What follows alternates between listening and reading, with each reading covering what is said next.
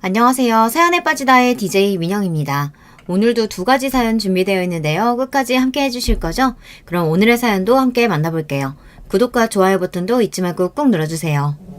안녕하세요. 얼마 전 앓던 이가 시원하게 빠진 것처럼 속이 뻥 뚫리는 일이 생겨 사연을 보내봅니다. 저는 딸 하나를 키우는 평범한 주부예요. 흔히들 연애랑 결혼은 다른 거라고 하잖아요. 결혼은 현실이고 사랑만으로 할 수 없는 일이라고요. 사실 요즘 같은 시대에 정말 사랑만으로 결혼하는 사람이 어디 흔하겠습니까? 서로 조건 따질 게 참 많고 많죠. 외모부터 시작해서 나이, 연봉, 직업, 자가 유무, 부모님 직업, 부모님 노후 대비는 되어 있는지, 술, 담배는 하는지, 건강은 어떤지. 결혼은 인생 최고의 장사라는 말이 괜히 나온 게 아닌 것 같아요. 여자는 어린 나이와 예쁜 외모, 남자는 능력이 무기가 되어 결혼 시장에 서로를 상품처럼 판매하고 이런 것들이 당연시 되어버린 사회지만 저는 좀 달랐습니다. 어렸을 적부터 내가 만약 결혼을 한다면 꼭 운명적인 상대와 영화 같은 사랑에 빠져 열정적인 연애를 한 후 사랑의 결실을 맺고 싶다는 생각을 해왔거든요. 아마 여자아이들이라면 어렸을 적에 공주와 왕자의 사랑 이야기를 보며 한 번쯤 그런 생각을 해봤을 겁니다. 백마탄 왕자님까지는 아니더라도 나도 언젠가는 저런 운명의 상대를 만나 행복한 결말을 맺겠지 하는 상상이요. 저와 남편의 만남은 그런 영화 같은 이야기까지는 아니더라도 제법 운명적이기는 했습니다. 적어도 제 생각에는 그래요. 저는 20대 초반에 작은 물류 공장에서 격리로 일했습니다. 시골에서 태어나 공부에도 딱히 재능이 없었고 상고를 졸업하고 아버지가 아시는 분이 운영하시는 공장에 낙하산으로 취업을 했어요. 낙하산이라고 해도 사실상 저를 제외한 모든 직원들이 40, 50대 아저씨들이었고 특별히 좋을 것도 없는 직장이었습니다. 말이 격리지 잡다한 업무는 다 처리하는 비서직이었어요. 사무실 청소며 비품 관리는 당연한 일이었고 나름대로 바쁘긴 했지만 눈꽃 뜰 새 없을 정도는 아니었습니다. 일은 한 달 정도만 하면 누구나 적응할 수 있을 정도로 간단했고 물류공장 특성상 사무실에 앉아있는 사람은 저 혼자뿐이었어요. 가끔 사장님이나 기사분들이 들렀다 가시긴 했지만 서류 업무는 거의 저 혼자 처리한다고 해도 무방할 정도였습니다. 그러니 당연히 매일매일이 따분할 수밖에 없었어요. 가끔 말동무가 되어주시는 분들도 다들 아버지 벌이었고 모두 저를 딸처럼 예뻐해 주시긴 했지만 어울려서 대화를 나눌 만한 또래가 아무도 없었습니다. 물론 또래와 어울리려고 일을 하는 건 아니지만요. 그래도 20대 초반의 나이에 매일같이 사무실에 혼자 앉아 재미없는 서류만 들여다보고 하루 종일 말 한마디 하지 않고 있으려니 좀이 쑤시더라고요. 그러던 어느 날 저는 일하던 중 이상한 소리를 들었습니다. 아이 울음소리 같기도 하고 뭔가 미야오 미야오 하는 게 소리가 꼭 동물 소리 같더라고요. 주변에 동물을 키우는 것도 없었고 혼자 있는 사무실에서 그런 소리가 나니 뭔가 저도 모르게 소름이 돋아 자리에서 벌떡 일어났어요. 그 소리의 근원지를 찾기 전에는 일을 집중할 수가 없을 것 같았습니다. 설마 하니 귀신은 아니겠지만 저는 겁이 굉장히 많은 편이거든요. 소리가 나는 곳을 따라 걸어가 보니 물류 공장 뒤편의 공터에 작은 새끼 고양이가 있었어요. 온통 검은 털의 까만 고양이였습니다. 털도 더럽고 얼룩덜룩한 게 길고양이 같았어요. 어미가 아이를 이곳에 두고 간 건가 싶어 일단은 손대지 않고 보기만 했습니다. 어디서 주워들었던 건데 길고양이 새끼를 귀엽다고 막 만지면 어미가 사람 손을 탄 줄 알고 두고 간다고 하더라고요. 그렇지만 며칠이 지나도록 어미 고양이는 찾아오지 않았고 고양이가 울어대는 소리에 머리가 아플 지경이었습니다. 사장님이나 다른 기사님들도 다들 그 고양이에 대한 이야기를 한마디씩 꺼내셨습니다.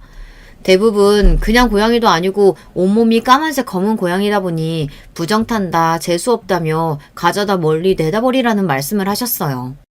옛날 어르신분들은 검은 고양이나 까마귀처럼 새까만 동물들이 불행을 가져온다는 미신을 믿으셨잖아요. 그렇지만 저는 도저히 그 작은 생명을 내다버릴 수가 없더라고요. 조금 심심하던 차이기도 했고요. 그렇게 저는 공장 뒷마당 공터에서 아기 고양이를 키우기 시작했습니다. 매일같이 밥도 챙겨주고 물도 챙겨주고 씻겨주다 보니 점점 정이 들더라고요. 이름은 네로로 지어주었어요. 아마 여러분들도 검은 고양이라고 하면 네로라는 이름이 먼저 생각나실 거예요. 유명한 노래가 있잖아요. 조금 뻔한 장명 센스였지만 그래도 저는 그 이름이 좋았습니다. 처음에는 무슨 검은 고양이를 키우냐며 질색하시던 기사님들도 시간이 지날수록 네로와 친해지게 되었어요. 하루 종일 혼자 사무실을 지키며 일하던 제게 내로는 아주 좋은 친구가 되었습니다. 매일 아침 출근길이 기다려질 정도였어요. 여름 감기는 개도 안 걸린다는데 저는 매 여름마다 지독한 감기를 앓고는 합니다. 그해 여름에도 마찬가지로 독한 감기에 걸렸었어요. 열이 너무 올라 눈앞이 흐려질 정도였는데 제 몸보다도 가장 걱정되었던 것이 내로였습니다. 공장 사람들이 내로를 예뻐해 주시기는 해도 밥이나 물은 전부 제가 도맡아 챙겨주고 있었거든요. 며칠 동안 끙끙 앓느라 공장에 출근도 하지 못했으니 그동안 쫄쫄 굶고 있을 내로가 너무 걱정되었어요. 그렇게 몸이 조금 괜찮아져 출근을 하자마자 내로부터 찾으러 갔습니다. 분명 며칠 동안 먹지 못해 쓰러져 있을 거라고 생각했는데 내로는 너무나 멀쩡해 보였어요. 공장 사람들에게 물어봤지만 그 누구도 밥을 따로 챙겨주지 않았다고 했습니다. 혼자서 길거리에 있는 벌레라도 잡아먹은 건가 싶었지만 내로는 어렸을 적부터 사람 손을 타서 그런지 밖에 나가노는 것보다는 사무실 안에서 낮잠을 자는 것을 더 좋아하는 아이였어요. 도대체 누가 내로의 밥을 챙겨줬나 싶어 일부러 그날도 밥을 챙기지 않았어요. 대신 하루 종일 뒤터를 힐끔힐끔 관찰하며 낯선 사람이 들어오나 경계심을 세우고 있었습니다. 그런데 점심시간쯤이 되자 건너편 건물에서 웬 젊은 남자가 나오더니 내로에게 참치캔 하나를 뜯어주는 겁니다. 물류 공장 뒤편에 있던 공터 반대편에는 카센터 창고가 있어요. 서로 어느 정도 거리도 있고 해서 지나다니면서 마주칠 정도는 아니라 한 번도 그 건물에 사람이 들락날락 하는 것을 본 적이 없었습니다. 이때다 싶어 사무실에서 급하게 튀어나가 남자에게 말을 걸었어요. 남자는 몹시 놀라는 눈치였습니다. 아마 여러분께서도 대충 눈치채셨겠지만 그 남자가 지금의 남편이 맞습니다. 나름대로 운명적인 첫 만남 아닌가요? 남편은 카센터에서 일하는 직원이었어요. 오며 가며 흘핏 보기로는 카센터 직원들도 다들 수염이 덥수룩한 아저씨들이었는데 남편처럼 젊은 직원이 있는 줄은 몰랐습니다. 남편은 저와 같은 시골 출신이 아니라 서울 사람이었어요. 그런데 큰아버지 댁에 내려와 카센터 일을 돕고 있다고 했어요. 남편도 맞은편 물류공장에 저 같은 젊은 여자가 일하고 있는 줄은 전혀 몰랐다고 하더라고요.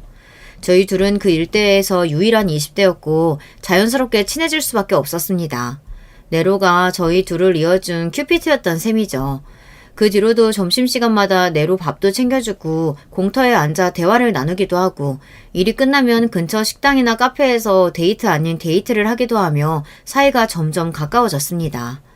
남편은 조금 무뚝뚝하고 말수가 적었지만 고양이를 챙겨주는 걸 보니 마음씨는 굉장히 따뜻한 사람 같았어요. 옛말에 동물을 사랑하는 사람 중에 나쁜 사람은 없다고들 하잖아요. 물론 결혼하고 보니 어느 정도는 맞고 어느 정도는 틀린 말이었지만요. 어찌되었든 심심했던 공장 생활에 남편과 내로가 생기니 삶에 생기가 돌기 시작했습니다. 매일매일 출근길이 즐거웠고 남편도 저 덕분에 즐거워하는 눈치였어요. 저는 매사에 묻어난 남편과 다르게 가만히 있지 못하는 성격이거든요. 좋게 말하면 활발하고 나쁘게 말하면 정신이 없다고나 할까요? 잠시라도 둘 사이에 침묵이 있으면 어색함을 견디지 못해 먼저 말을 꺼내는 성격 있잖아요. 남편은 혼자서 북치고 장구치고 하는 제가 재미있어 보였던 모양입니다. 제 시덥지 않은 농담에 그렇게 기계처럼 딱딱하던 사람이 웃어주는 모습이 참 좋았어요. 그 모습에 반해서 사귀게 되고 결혼까지 했는데 그 멋있던 사람이 지금은 다 어디로 갔는지 모르겠네요. 물론 외모만 보고 결혼한 건 아니지만 그래도 가끔은 젊은 시절 울퉁불퉁하던 남편의 팔근육이 그리워질 때가 있습니다. 결혼하고 저도 살이 많이 찌긴 했지만 남편은 거의 20kg가 넘게 쪄서 완전히 배불뚝이 아저씨가 다 됐거든요. 지금도 가끔씩 농담으로 완전 사기 결혼 아니냐고 말하곤 해요. 결혼 후에 남편은 제가 공장 일을 그만두고 남편과 함께 서울로 올라가길 바랬어요. 저는 그 말에 따르기로 했습니다. 공장 일이 어차피 제가 하고 싶어서 시작한 것이었다기보단 아까 말씀드렸듯이 특별히 할 일이 없어서 시작한 것이었고 예전부터 서울에서 살아보고 싶다는 마음이 있었거든요. 그렇게 저는 고향을 떠나 서울로 향했습니다. 시부모님을 처음 만나 뵙기 전 남편은 제게 집안 분위기에 대해 이야기를 해주었어요. 남편은 본인이 자란 집안은 몹시 가부장적이고 유교 문화가 강한 편이라고 했습니다. 특히 시아버지보다도 시어머니가 그런 면에서 아주 엄격하시다고 했어요. 어렸을 적부터 부엌에는 발도 못 들여놓게 하셨다면서요. 여자와 남자의 역할이 엄격하게 구분되어 있고 남자는 바깥일, 여자는 집안일 하며 남편을 내조하는 것이 가장 큰 도리라고 말씀하시는 분이었습니다. 남편이 어렸을 적에는 1년에 제사를 10대 번 지냈었는데 지금은 명절 차례 2번, 돌아가신 시할아버님 기제사 1번, 이렇게 총 3번의 제사를 한다고 했어요. 남편은 장남이었고 남편 밑으로 남동생 1명, 여동생 1명이 있었는데 남편이 말하길 본인이 생각해도 여동생이 많이 차별받고 컸다고 하더라고요. 어렸을 적부터 지독한 차별과 시어머니의 남아 선호 사상에 지쳐 견디다 못해 성인이 되자마자 집을 나가 가족들과 인연을 끊고 산다고 했습니다. 도대체 어느 정도길래 가족들과 인연을 끊기까지 할 정도인지 궁금했어요. 이야기만 들어도 집안 분위기가 굉장히 딱딱해 보였고 잔뜩 긴장해 땀으로 손바닥이 축축히 젖을 정도였습니다. 적어도 연애를 하는 동안 제가 느낀 남편은 그렇게 가부장적이거나 성차별적인 생각을 하는 사람은 아니었는데 도대체 시어머니는 어떤 분이실까 하는 생각이 들었습니다. 저는 3남매 중에 장녀로 태어났고 위로 오빠 1명, 아래로 여동생 1명이 있었습니다. 저희 부모님께서는 저와 동생 그리고 오빠를 전혀 차별하지 않고 키우셨어요. 오빠가 아들이라고 해서 뭔가 특혜를 더 받거나 챙겨주시는 경우가 없었고 오히려 오빠에게는 항상 마진이 네가 양보해야지, 동생들을 잘 돌봐야지 하며 엄하게 구셨습니다. 어머니 세대면 몰라도 저희 세대에 남자라고 더 챙겨주고 여자라고 홀대받는 집안이라니, 그런 건 정말 다 옛날 이야기라고만 생각했는데 남편의 이야기를 듣고 많이 놀랐어요. 솔직히 말하자면 그때 정신을 차리고 파혼을 선언했어야 했나 싶기도 합니다. 그때 남편을 따라 서울에 올라왔지만 않았어도 시골에서 적당한 사람 만나 이런 고생하지 않고 잘 살 수 있었을지도 모르겠어요. 하지만 과거로 돌아가고 싶지는 않습니다. 지금 저에게는 너무나 소중하고 천사 같은 딸이 있으니까요. 어찌되었든 저는 운명적인 사랑을 믿는 여자였고 당시만 해도 남편이 그런 운명의 상대라고 생각했어요. 결혼은 상대방의 조건을 따져서 하는 게 아니고 사랑 하나만으로 모든 걸 믿고 하는 거라고요. 참 순진한 생각이었죠. 지금도 어느 정도는 맞는 말이라고 생각하기는 합니다만 그래도 조금 더 신중했으면 어땠을까 하는 아쉬움은 아직도 남아있네요. 남편이 이 이야기를 들으면 섭섭할지도 모르겠지만요. 그래도 오죽했으면 자식이 부모와 연을 끊고 도망갈 정도였겠습니까. 나중에서야 이야기를 다 전해 들었지만 시어머니께서 아가씨에게 했던 짓은 정말 혀를 내두를 정도였어요. 시부모님은 남편에게 전해 들은 대로 정말 유교적이고 고지식하신 분들이었습니다. 처음 인사를 드리러 가니 무슨 여자가 인사 오는데 옷을 그렇게 입고 오느냐, 제대로 된 선물 하나 안 사오느냐고 바로 제 행동을 지적하셨어요. 그렇게 비싼 옷은 아니었어도 나름대로 단정하게 차려입고 갔고 과일 바구니도 들고 갔는데 시어머니께서는 과일 바구니가 영 성에 차지 않으셨던 모양입니다. 밥도 먹기 전에 제가 들고 간 사과를 하나 주시며 깎아보라고 하시기에 서툴지만 열심히 깎아냈더니 시어머니께서는 혀를 끌끌 차셨어요. 도대체 집에서 가정교육을 어떻게 받았길래 다 큰 여자가 과일 하나를 제대로 못 깎아? 안 봐도 집안 수준 뻔하다 뻔해. 저를 흉보시는 건 그렇다 쳐도 첫 만남에 저희 부모님까지 욕보이시니 당연히 기분이 좋지 않았습니다. 저는 어렸을 적부터 부모님을 도와 집안일을 많이 했었어요. 하지만 과일 같은 건 깎아본 적이 없었거든요. 시어머니 기준에는 과일을 깎을 줄 모르면 천하에 못 배운 년이라도 되는 건지 어찌나 사람을 연박을 주시던지요. 본인 같으면 딸을 저렇게 키웠으면 부끄러워서 시집이고 뭐고 아무데도 못 보낸다고 저 들으라는 듯 큰 소리로 투덜대시는데 정말 귀까지 뜨거워질 정도였습니다. 가장 당황스러웠던 것은 그런 상황에서 남편이 한마디도 제 편을 들어주지 않고 가만히 시어머니 말씀을 듣고 있었던 것이었습니다. 시아버지께서는 전해 들은 대로 몹시 과묵하고 저녁 식사 내내 겨우 한두 마디 하신 게 다였어요. 시어머니께서는 쉴 새 없이 얘가 어째서 별로네 저째서 별로네 하며 제 흉을 보시며 제게 이것저것 따져묻고 너무나 무례하게 구셨는데도 남편은 마치 남의 일이라도 되는 양 신경 쓰지 않고 본인 밥이나 먹고 있는 거예요. 옆구리도 찔러보고 뭐라도 좀 거들라고 귓속말도 해봤지만 자리가 끝날 때까지 남편은 제 편도 시어머니 편도 들지 않고 입만 꾹 다물고 있었습니다. 사실상 그 상황에서 제 편을 들어주지 않은 것은 시어머니 말에 동의하는 것이나 다름없었기에 저는 기분이 몹시 상할 수밖에 없었어요.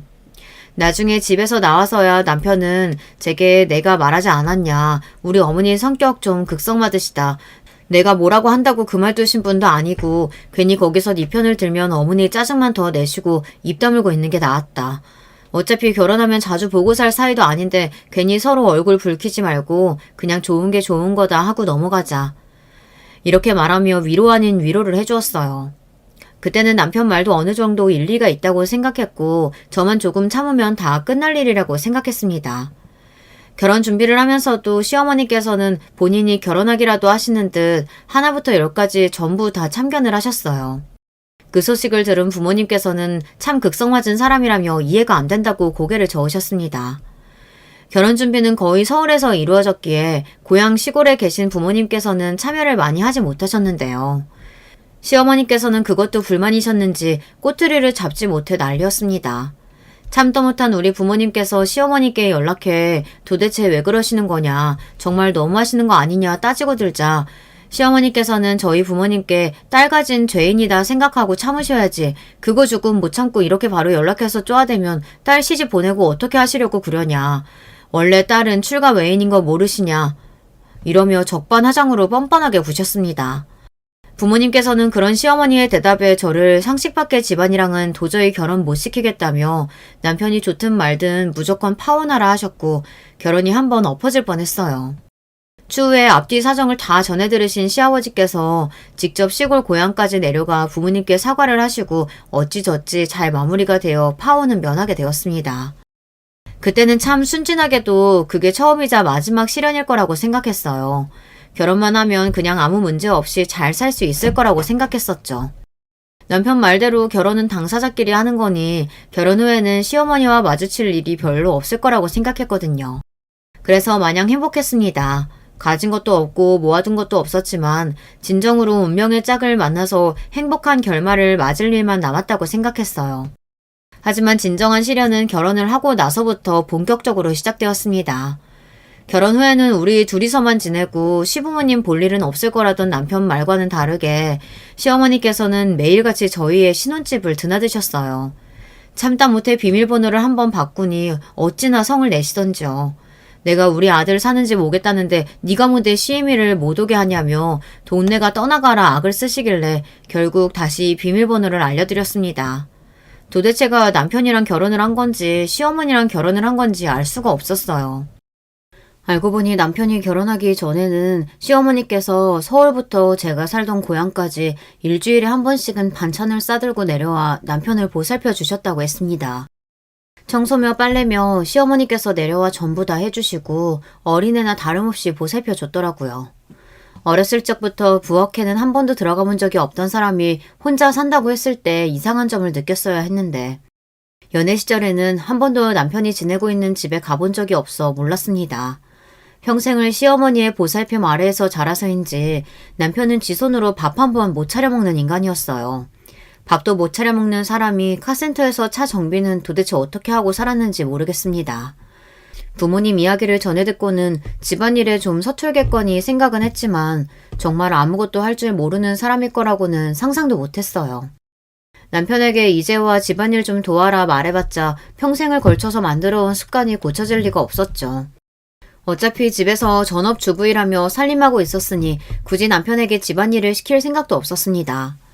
물론 제가 없을 때 혼자 지낼 수 있을 정도는 되었으면 하는 바람은 있었지만요.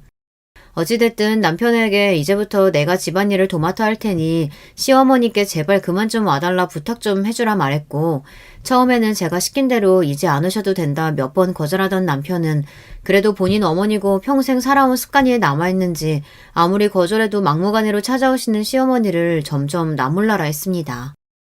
그러던 와중 도련님께서 선을 받던 여자와 결혼을 하게 되었다는 소식을 전해 듣게 되었습니다. 듣기로는 강남 부잣집 출신이라는데 막상 만나보니 귀티가 하나도 나질 않았어요. 부잣집 특유의 그 여유로운 분위기가 전혀 없었다고나 할까요? 솔직히 말하자면 동서의 첫인상은 몹시 볼품이 없었습니다. 삐쩍 마른 몸에 푸석푸석한 머릿결, 축 처진 입꼬리에 인상도 몹시 사나운 편이었고 성격도 완전 불평불만 투성이었어요.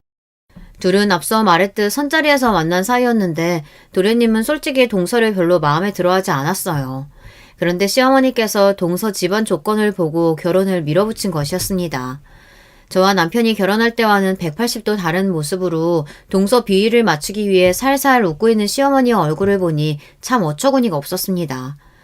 저와 제 부모님께는 딸은 출가 외인이니 뭐니 난리를 떨며 그렇게 진상을 부렸으면서 돈 많은 집안딸 동서한테 하는 행동을 보니 딸이고 아들이고 사실은 그냥 돈 있고 없고의 차이라고밖에 안 느껴지더라고요. 당연히 결혼 후에도 시어머니께서는 항상 동서를 싸고 도셨습니다. 온갖 굳은 일은 다 제게 맡기시면서 집에 비싼 과일이나 좋은 것이 들어오면 바로 동서부터 가져다 주셨어요. 어느 정도는 예상했던 일이라 그렇게 섭섭하지도 않았습니다. 동서가 그렇게 좋으면 제발 우리 집에 찾아오지 말고 동서 집이나 다니지라는 생각뿐이었어요. 사실 전에 듣기로는 시어머니께서 동서네 집에도 결혼 후에 몇 번 찾아가셨다고 하더라고요. 반찬이며 뭐며 바리바리 싸들고 가셨다가 몇 번 쫓겨나신 이후로는 그 화를 저희 부부에게 다 푸시는 것 같았습니다. 정확히 말하자면 저에게요. 집이 잘 사는 동서 말에는 꼼짝도 못하시며 휘둘리시면서 제게는 어찌나 갑질을 하시던지요. 게다가 시어머니의 만행은 그뿐만이 아니었습니다. 집에 찾아오고 귀찮게 하고 참견하는 것까지야 100번 양보해서 참고 살 수 있다 칩시다. 그렇지만 도저히 참지 못하겠는 건 시어머니의 입방정이었어요. 시어머니께서는 소문난 수다쟁이였는데요. 시어머니께 말씀드린 사실은 반나절도 지나지 않아 온 동네 사람들이 다 알고 있다고 봐도 무방할 정도였습니다. 저는 어린 시절에 여행을 갔다 크게 사고를 당해 한쪽 발이 좀 불편해요. 일상생활에 문제가 있는 건 아닌데 오른쪽 발가락이 거의 절단이 돼서 살짝 모양이 뒤틀려져 있습니다. 발가락 모양이야 남들한테 평소에 보여줄 일도 없고 걷고 뛰는데 아무 문제가 없으니 저도 제 발가락이 이상한다는 걸 자주 잊고 살아요. 그렇지만 아무래도 여름철에는 발가락이 다 드러나는 슬리퍼나 샌들 같은 걸 피하기는 합니다. 어찌되었든 남들과는 다른 모양이고 누군가가 물어볼 때마다 일일이 어렸을 적에 사고가 나서 그렇다 설명해주기도 번거롭고 조금 부끄럽기도 해서요. 보기 좋은 모양새는 아니니까요. 그런데 시어머니께서는 우연히 그 사실을 알게 된 이후 동네 아주머니들에게 우리 큰며느리가 발이 완전 병신이라고 말하고 다니셨다는 걸 전해 듣게 되었습니다. 본인이 봤는데 발가락 모양이 완전 뒤틀려서 깜짝 놀랐다느니 말도 안 되는 거짓말로 부풀려서 소문을 내고 다니셨더라고요. 저 스스로도 부끄러워서 한여름에도 운동화 신으며 감추고 다니는 사실인데 그걸 그렇게 아무렇지도 않게 남들에게 히히덕거리며 말하고 다니셨다는 게 너무 화가 났습니다.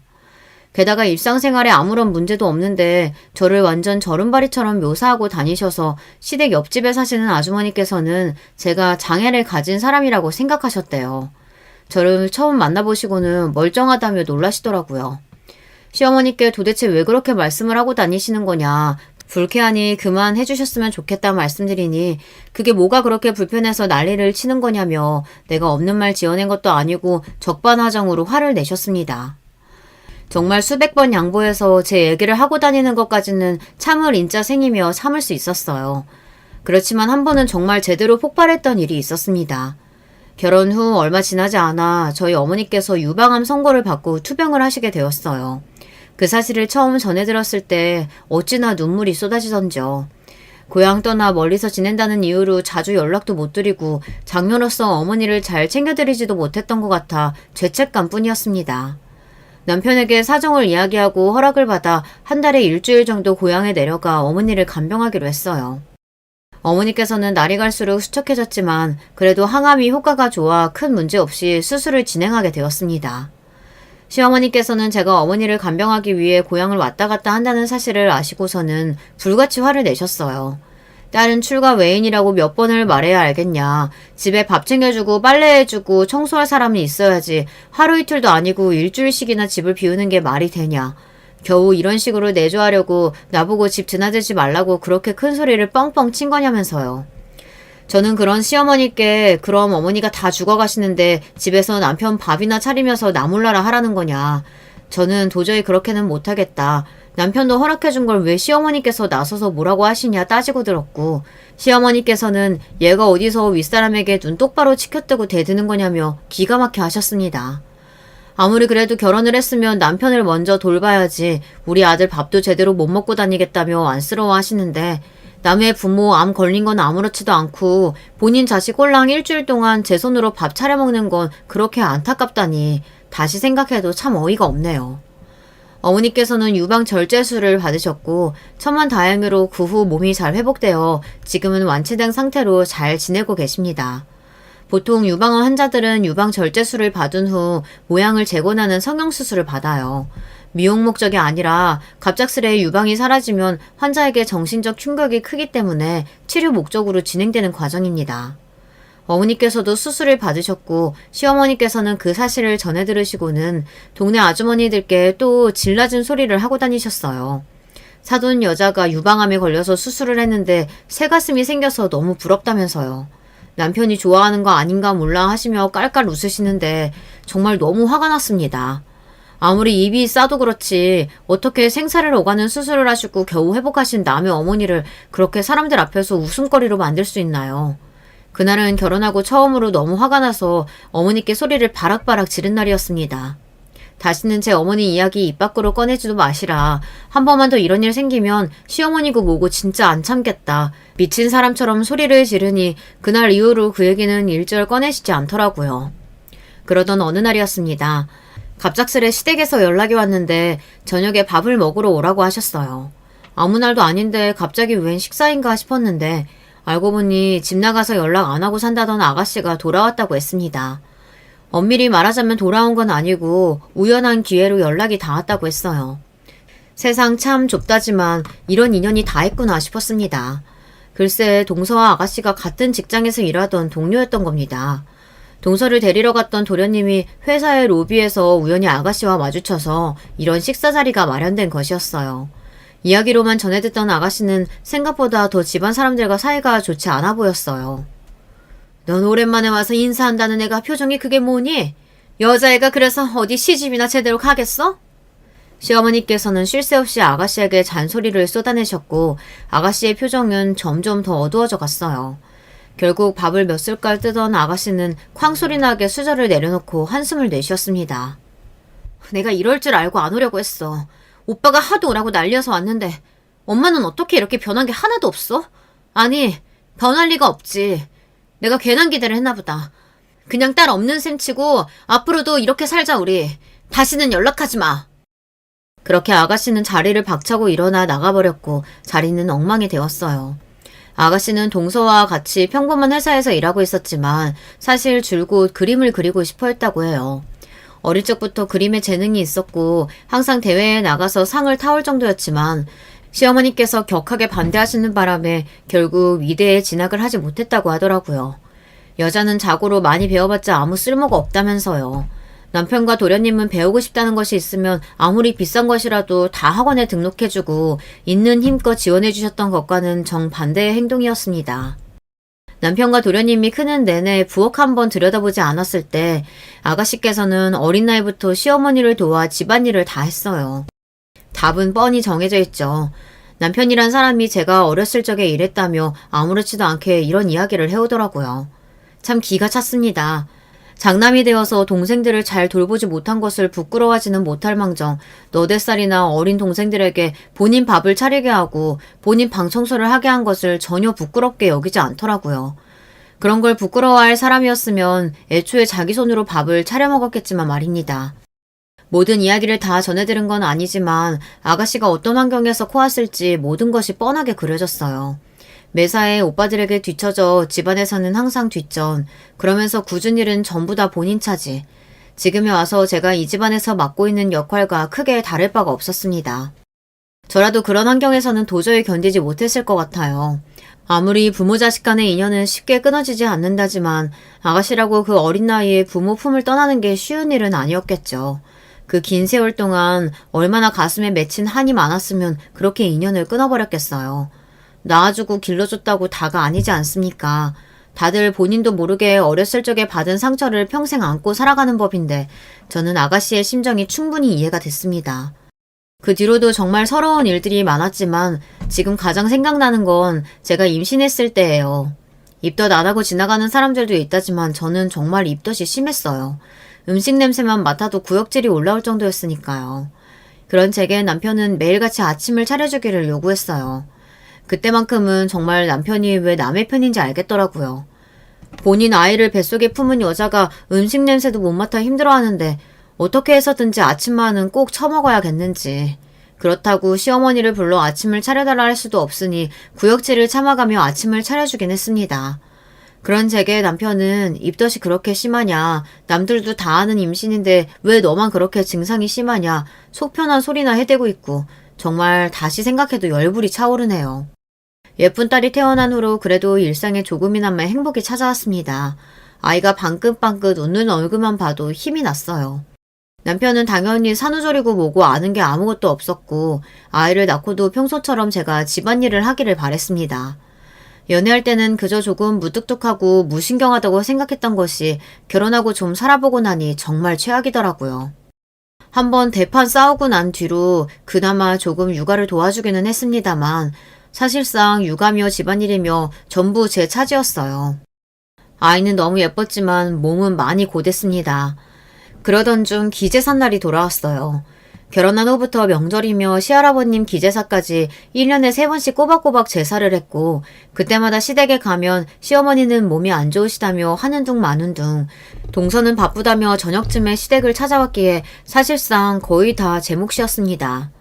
그렇지만 이번 제사는 도저히 저 혼자서 할 수 없을 것 같았어요. 아이를 낳은 지 100일도 채 지나지 않았고 몸도 멀쩡하지 않은데 아이 돌보랴 제사 음식하랴 생각만 해도 끔찍했습니다. 어머님, 다름이 아니라 이번 제사 말인데요. 아시다시피 제가 애 낳은 지 얼마 안 됐잖아요. 몸 상태도 아직 안 돌아왔고 좀 쉬고 싶어서요. 뭐야? 나 때는 애 낳고 바로 밭 나가서 일하고 그랬어. 이게 어디서 엄살이야, 엄살은? 시어머니의 반응은 정확히 예상대로였습니다. 더 이상 상대할 힘도 없어 바로 동서에게 전화를 했어요. 동서, 잘 지내? 다름이 아니고 이번 제사는 좀 일찍 와서 같이 준비했으면 해서. 동서도 알다시피 내가 애 낳은 지 얼마 안 됐잖아. 몸이 예전 같지가 않네. 네? 저보고 제사 음식을 하라고요? 참나 어이가 없어서. 그냥 아줌마 쓰면 되잖아요. 아, 돈 없으시지? 제가 돈 내드릴 테니까 아줌마 불러서 하세요. 동서는 그렇게 전화를 끊어버렸고 참 기가 찼어요. 아무리 집 잘 산다고 한들 이건 너무 예의가 없는 거 아닌가 싶었습니다. 그래도 좋게 좋게 참고 어떻게든 제사에 참여해보려고 했는데 도저히 참을 수 없는 수준이었어요.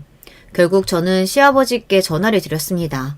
시아버지께서는 원체 무뚝뚝하시고 여자들 일에는 관심이 없으셔서 결혼하고 몇 년 동안 전화를 드려본 적이 손에 꼽을 정도였어요.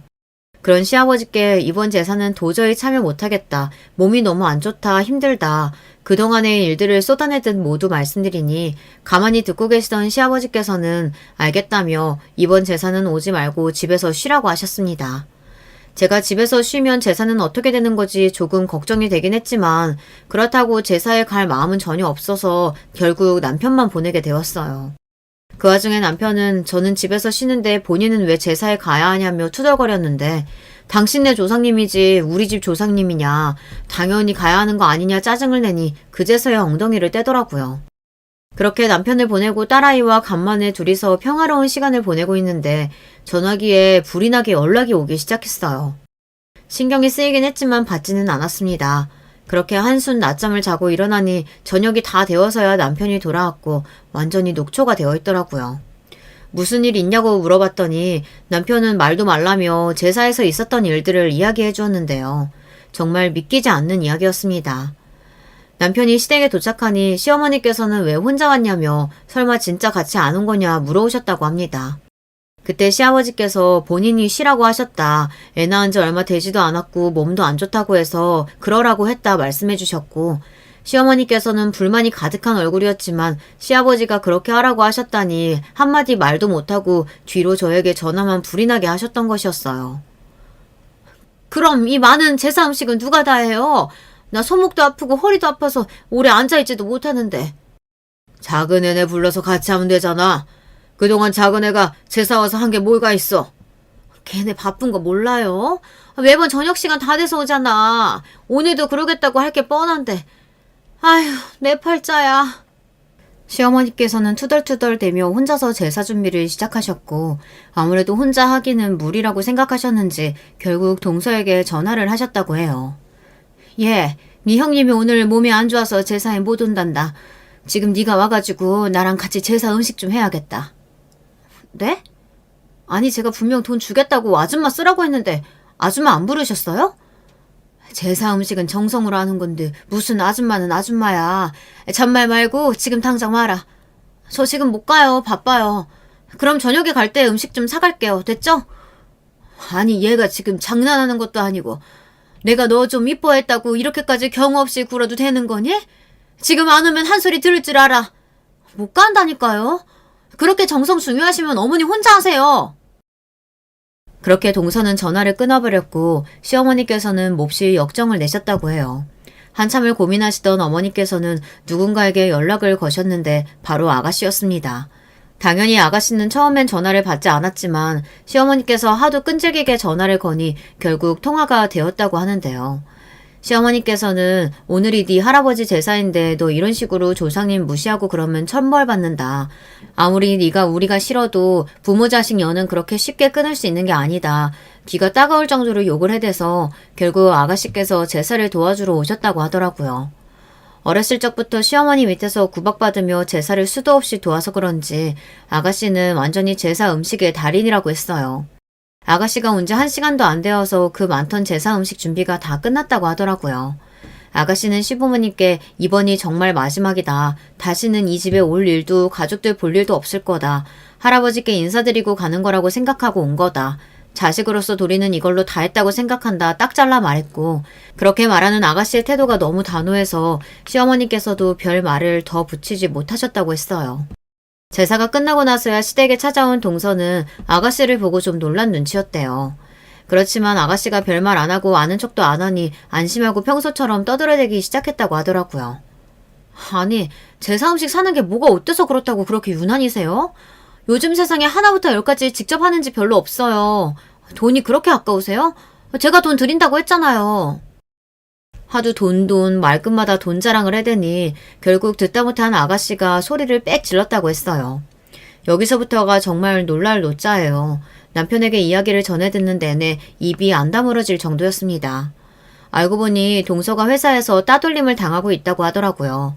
동서 성격이 워낙 모나고 이성한 구석이 많아서 사회생활하기 힘들 것 같긴 했었는데 그래도 밖에서는 안 그러겠지 싶었건만 안에서 새는 물 밖에서도 샌다고 남들에게도 똑같았던 모양이었습니다. 입만 열면 잘난 척에 돈 얘기에 남 무시하고 까내리고 뒷말이란 뒷말은 다 옮기고 다니니 하나둘 동서를 피하게 되고 점차 사무실 사람들 전부 동서를 싫어하게 됐다고 하더라고요.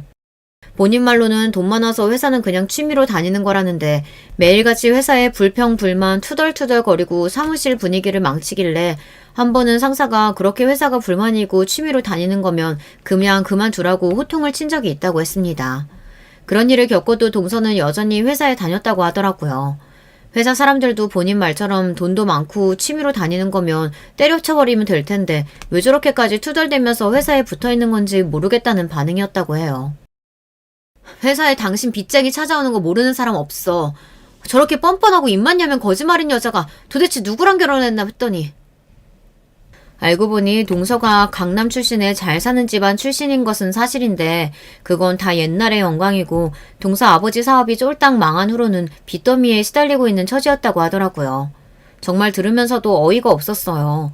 어쩐지 잘 사는 집안 딸 치고는 품위도 없고 귀티도 안 흐르고 맨날 말로만 돈 많다 자랑을 해대지 비싼 물건 쓰는 꼴을 한 번도 못 봤는데 모든 퍼즐이 딱딱 들어맞는 느낌이었습니다. 아가씨는 앞으로 다시는 가족들하고 연락할 생각도 없고 어차피 곧 회사도 옮길 생각이었다며 정말 지긋지긋하다. 어쩜 며느리까지 저런 사람으로 수준이 맞게 들어왔냐면서 시어머니와 대판 말다툼을 하고 그대로 나가버렸다고 했어요. 며느리 한 명이 제사에 빠졌다고 그렇게 난리가 날 줄은 정말 몰랐습니다. 시어머니께서는 모든 사실을 아시고 충격에 뒷목을 잡고 넘어가셨다고 했어요. 다른 거 하나 안 보고 집안 배경 조건 맞춰 결혼한 건데 알고 보니 그 모든 게 거짓말이었다니 그럴만도 하죠. 이건 사기 결혼이다. 이혼을 한 해 만에 제사상 앞에서 난리를 치는 통에 결국 시아버지께서 다들 조용히 하고 집으로 돌아가라 호통을 쳐서 자리가 마무리되었다고 하더라고요. 아무래도 제 잘못은 없긴 하지만 다 제가 제사에 안 가서 일어난 일이니 그래도 좀 신경이 쓰이기는 했어요. 동서한테 연락이라도 해봐야 하나 하던 차에 호랑이도 제 말하면 온다고 딱 동서에게 전화가 왔습니다. 이거 다 당신이 계획한 거지? 그 여자도 당신이 부르라고 한 거 아니야? 제사 음식 좀 하는 게 뭐가 그렇게 힘들다고 이 난리사단을 만들어. 책임져. 너 때문에 이혼당하게 생겼으니까 책임지라고. 조금이나마 남아있던 미안한 마음이 쏙 들어가는 순간이었어요. 울컥하는 마음에 저도 더 이상은 참지 않고 그동안 쌓아왔던 말들을 쏟아냈어요. 이게 어디서 반말이야. 너 그동안 그렇게 잘난 척 다 하더니 사실은 쫄딱 망한 집안이라면서. 내가 이런 말까지 안 하려고 했는데 보통 사람이 돈이 있으면 주변에 똥파리라도 꼬이기 마련이야. 근데 네 주변에는 아무도 없는 거 보면 모르겠니? 네 인성이 얼마나 파탄났으면 회사에서까지 따돌림을 당하겠어. 남들 욕하기 전에 본인부터 돌아봐. 돈 많은 게 다가 아니야. 아니지, 이제는 너 돈도 없구나. 그동안 돈 많다고 너 싸고 들던 어머니가 뒷목 잡고 넘어가는 꼴 보니 기분이 어떻지? 너 그 거짓말만 아니면 아무것도 아닌 인간이잖아. 없다가도 생기고 있다가도 없어지는 게 돈이야. 누구보다도 네가 더 잘 알잖아. 이번 기회에 그 썩어빠진 인간성 좀 고쳐. 할 말을 다 쏟아내니 속이 정말 시원했습니다. 그렇게 전화를 끊어버리니 당연히 바로 전화가 불이 나게 왔고 받을 생각은 전혀 없었어요. 동서뿐만 아니라 시어머니에게도 계속 연락이 왔고 역시나 받자마자 너네 집에서 가정교육 그렇게 받았냐. 세상에 제사에 안 오는 며느리가 어디 있냐. 험한 말을 쏟아내시더라고요. 평소 같으면 그냥 가만히 다 듣고 있었겠지만 더 이상 저도 다 참아주고 살 생각이 없었습니다. 어머니 자꾸 가정교육 운운하시면서 저희 부모님 욕하시는데 그러는 어머니도 남편 가정교육 잘못 시켰다. 이 나이 먹도록 지 손으로 밥 하나 제대로 못 차려 먹는 게 말이나 되냐. 어머니 말대로 저 가정교육 못 받고 못 배워먹은 년이니 앞으로 제 마음대로 살겠다. 참견하시지 말라. 그렇게 할 말을 다 쏟아내고 전화를 끊어버렸습니다. 그리고 앞으로 도저히 전처럼은 못 살겠다는 생각이 들어 남편에게 선언했어요. 시어머니 우리 집 그만 오시라고 하고 앞으로 제사 때도 혼자서는 요리 못한다.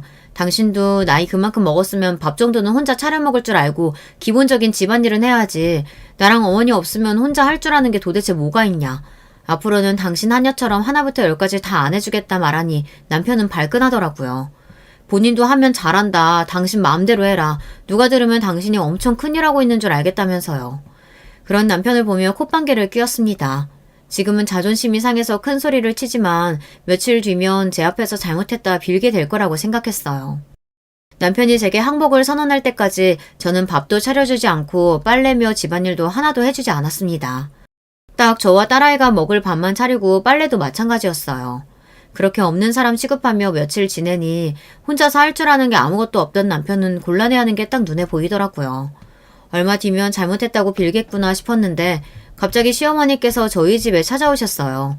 무턱대고 비밀번호를 열고 들어오려고 하시길래 안에서 이중으로 문을 잠갔습니다. 시어머니께서는 문을 두드리면서 문 열라고 난리였고 저는 절대 열어드릴 생각 없다. 경찰 부르겠다 큰 소리를 쳤어요. 결국 시어머니께서는 저희 집에 한 발자국도 들어오지 못하시고 돌아가셨고 역시나 남편이 시어머니께 SOS를 친 거였더라고요. 며칠째 밥도 제대로 못 먹고 있다는 남편의 연락을 받은 시어머니께서는 불이 나게 반찬을 해서 저희 집으로 달려오셨던 것입니다. 소식을 듣고 어떻게 어머니를 문 앞에서 쫓아낼 수 있냐며 펄쩍 뛰는 남편에게 앞으로도 연락 없이 찾아오시면 절대 문 열어드릴 생각 없다. 예전처럼 다 참아주고 이해해주고 살지 않겠다 말하니 남편은 결국 뱃기를 들었습니다. 진작부터 이렇게 했어야 하는 일인데 제가 너무 미련한 부인이었던 것 같아요. 앞으로 명절이며 제사며 가서 딱 제가 할 만큼만 하고 지금처럼 바보같이 다 참아주고 살지는 않을 겁니다. 동선에는 결국 이혼을 하기로 했다더라고요. 솔직히 말해서 사기 결혼이나 다름없긴 하지만 조건만 보고 결혼한 도련님이나 결혼을 강요한 시어머니도 잘한 게 없다고 생각합니다. 요즘 시대에 사랑으로 결혼하는 사람이 어딨냐 하지만 서로 조건만 보고 결혼하는 행태가 그리 바람직하지는 않잖아요. 저부터가 조건보다는 사랑으로 결혼한 사람이기도 하고요. 물론 결과가 썩 성공적이지는 않은 것 같긴 합니다만. 어찌됐든 미우나 고우나 제 남편인데 앞으로도 지지고 볶고 잘 살아봐야죠. 결혼 생활 동안 정말 혼자서 마음고생 몸고생 많이 했었는데 이제서야 뭔가 속이 뻥 뚫린 기분이에요. 진작부터 할 말 다 하고 살 걸 내가 뭐가 부족하다고 그렇게 매사에 내내거리면서 고개 숙이고 살았던 건지 모르겠습니다. 물론 앞으로도 남편이 속을 썩이기도 하고 시댁과도 갈등이 생길 수 있겠지만 저 스스로의 마음가짐이 이전과는 완전히 달라졌으니까요. 앞으로 자라날 제 딸아이를 위해서라도 매사에 조금 더 현명하게 대처할 수 있는 엄마이자 부인 그리고 며느리가 되고자 합니다. 여기까지 제 긴 사연 들어주셔서 감사합니다. 다들 좋은 하루 되시길 바랄게요. 여러분, 두 번째 사연 시작하기 전에 좋아요, 구독 꼭 눌러주실 거죠? 그럼 두 번째 사연 바로 시작합니다. 안녕하세요. 어느 때부턴가 유튜브에서 이런 사연 채널을 찾아 들으시는 분들이 많더라고요. 저희 엄마를 비롯해서 비슷한 연령대 분들이 꽤 들으시던데 저도 몇 번 들어봤어요. 그러다가 사연을 어쩌다가 보낼 생각을 했는진 모르겠지만 어쨌든 이렇게 적어보내는 게 뭔가 재밌네요. 바쁜 일상을 쪼개고 쪼개어 며칠 걸려 쓴 내용이긴 하지만 알아서 각색 잘 해주시리라 믿어봅니다. 덤덤하게 시작은 했지만 사실 그간의 제 인생은 정말 사연이라는 표현에 딱 맞아떨어지는 엄청난 날들이었어요. 하지만 이게 말이에요. 잠깐이라도 자기 자신을 동정하게 된다면 그 흐름이 엄청 무서운 것 같아요. 파도 물살 타듯 빨려 들어가서 자꾸 자기를 동정하고 불쌍하다고 생각하게 되거든요. 그것만큼 비참한 게 없고 그 늪에 빠지면 다시 나오기 힘들기 때문에 정신 똑바로 차려야 한답니다. 제 경우엔 정말 매번 냉수마차를 맨정신에 맨살에 부대 끼듯 아주 모질게 해대는 사람이 있었거든요. 지금도 마치 어제 일처럼 새롭게 증오심이 끓어오르게 만드는 사람이지만 웬만하면 털어내고 싶어요. 그 사람은 다름 아닌 제 시어머니 김순자 씨예요.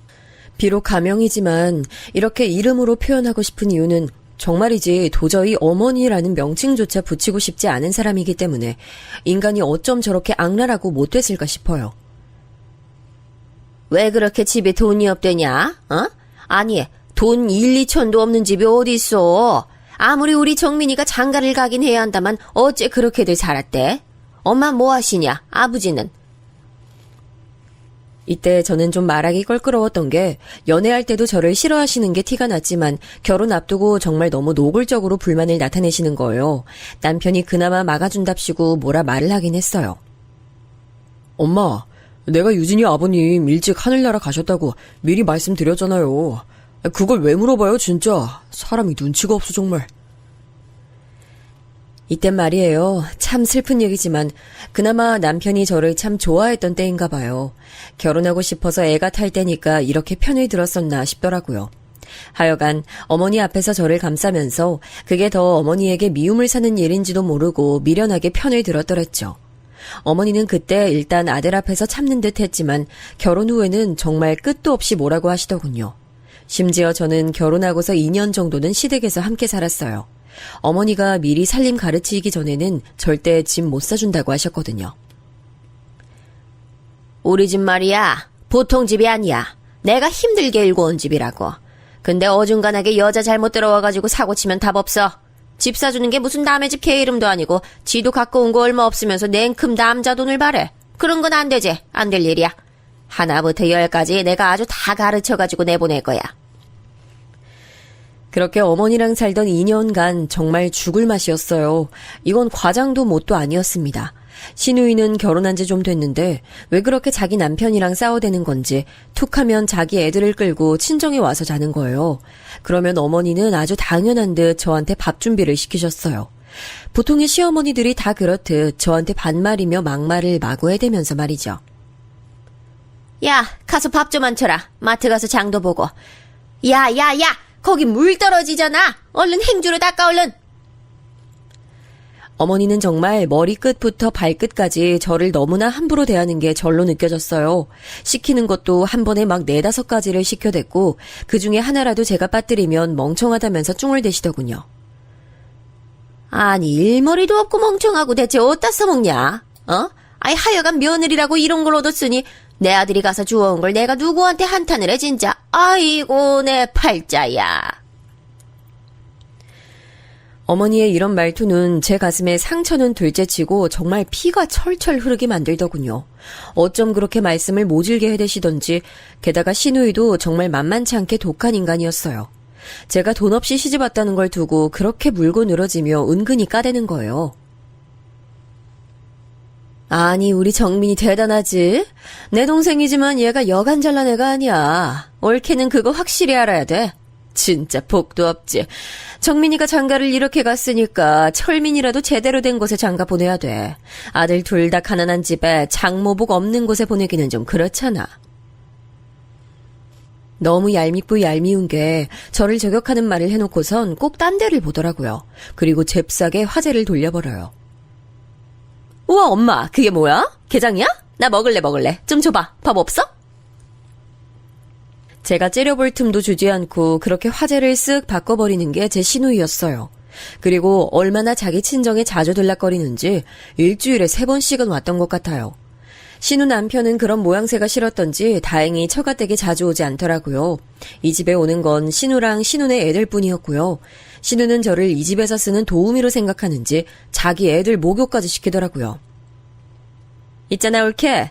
우리 윤서, 윤우가 내가 씻겨주는 것보다 올케가 씻겨주는 게 더 좋은가 봐. 애들 싹 씻겨서 내보내주면 내가 머리 말려줄게. 아까 내가 밥 먹다 말한 거 생각나지? 나 엊그저께 애들이랑 썰매장에서 완전 대짜로 미끄러졌잖아. 진짜 너무 아파 죽겠어. 저도 참 뭐가 그렇게 꿀릴 게 있다고 시댁에 같이 살면서 시누이가 시키는 걸 다 하고 있었을까요? 그런 중에 남편은 신혼인데도 맨날 늦어서 집에 새벽에 들어왔고요. 늘 느지막이 방문을 열고는 늦어서 미안하단 소리를 했어요. 갈수록 저는 남편과의 생활이 조금도 없는 게 너무 숨막히고 힘들더군요. 이런 불만을 몇 번이나 토로했고 남편도 자기 딴에는 맞춰주려고 했었는데요. 그래도 곳에 자기 엄마와 누나가 뭐라고 해대는 소리를 듣고 쏠랑 넘어가는 거예요. 제가 그걸 어떻게 눈치챘냐면 어머니가 안방에서 숨죽여 통화하는 소리를 들었거든요. 뭐? 아이고 웃기고 앉았다 별소리를 다 듣네 내가 이 나이에 며느리 눈치 보고 살아야겠냐? 너 말이야 정민아, 너 귀한 아들이야. 왜 그렇게 잡혀 살아? 네가 뭐가 모자란데, 어? 이때 순간적으로 뜨끔하면서 누가 봐도 제 얘긴지 알겠더라고요. 그러고서 저는 슬쩍 밖으로 나가 산책을 했는데 그러고 잠깐 후에 돌아오니 어머니는 아주 날카롭게 따지시는 거예요. 어디 갔다 오냐? 젊은 애가 뭐 그렇게 밖에 볼 일이 있어? 집에 할 일이 얼마나 산더미처럼 많은데. 가서 얼른 빨래 걷어와. 좀 이따가 혜진이랑 윤서, 윤우 밥 먹으러 올 거야. 이런 생활들이 계속되니까 기절하겠더라고요. 툭하면 신우네 애들 들이닥쳐서 밥 먹어대고 간식 먹고 밤에는 신우가 저한테 애들 씻기는 것까지 시켜서 재우고 가고 저는 새벽에야 남편 얼굴 보고 겨우 잠들려 치면 어머니는 저부터 건드려가며 깨워요. 곧 죽어도 옆에서 코 골고 있는 자기 아들은 건드리지 않습니다. 그때 어머니가 정말 고질적으로 맨날 해대는 소리가 있었으니 저는 아직도 그 말이 제 골을 울릴 정도로 선명해서 아주 이골이 나요. 네가 뭐가 힘드냐? 우리 아들이 훨씬 고생하고 있지. 잔말 말고 빨리 나와. 이 말에 온갖 울상 죽을상 다 하면서 진짜 저 밑에서부터 끓어오르는 울음을 억지로 참아가며 겨우겨우 밖으로 나왔던 게 생각나요. 어머닌 말이에요. 심지어 제가 아플 때도 절대 쉴 틈을 주지 않아요. 이거 무슨 60년대 말도 아니고 신파 드라마에 나오는 옛날 며느리들 이야기 같지 않나요? 가끔 친정엄마랑 통화할라 치면 어머니는 매섭게 생긴 눈으로 계속 쏘아보며 무슨 말을 하는지 아주 노골적으로 엿듣더라고요.